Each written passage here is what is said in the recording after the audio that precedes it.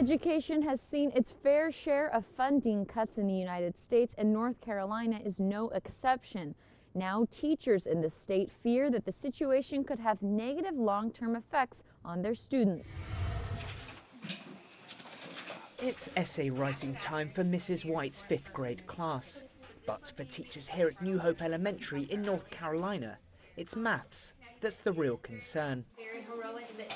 Since the recession, cuts to education in the state have continued, with per pupil spending down nearly 15% since 2008. North Carolina is ranked 48th out of the 50 US states for per pupil spending, and teachers here say that without access to some of the most engaging learning tools, these cuts are already affecting some of their children.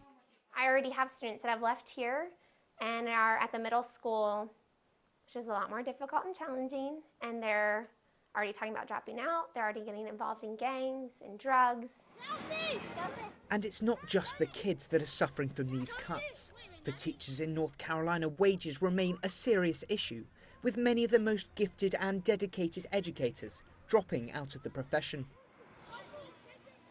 Michelle Parker's been a kindergarten teacher at New Hope Elementary for 22 years, and she says that stagnant wages aren't her only concern.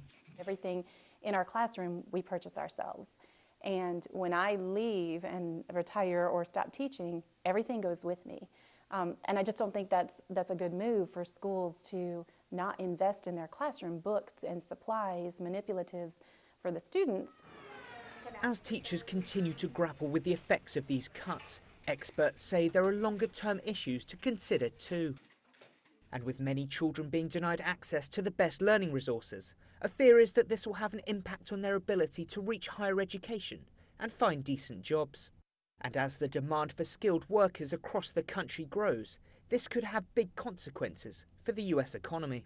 It's really important for society to keep the eye on the importance of education in driving economic growth in the long run. Investment in human capital is just critical. At New Hope Elementary, they say the district is helping to protect them from the brunt of the cuts.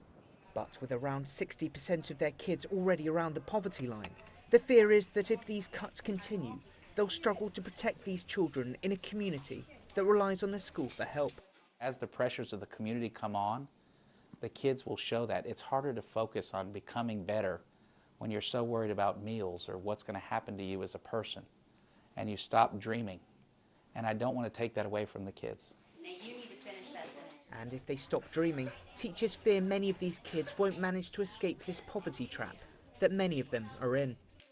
Teachers at schools like this one in North Carolina say they not only want to see a stop to cuts, but feel a cultural shift is needed. They want to see education as more of a priority to give their kids every chance to reach their potential. William Denslow, tell us all in Chapel Hill, North Carolina.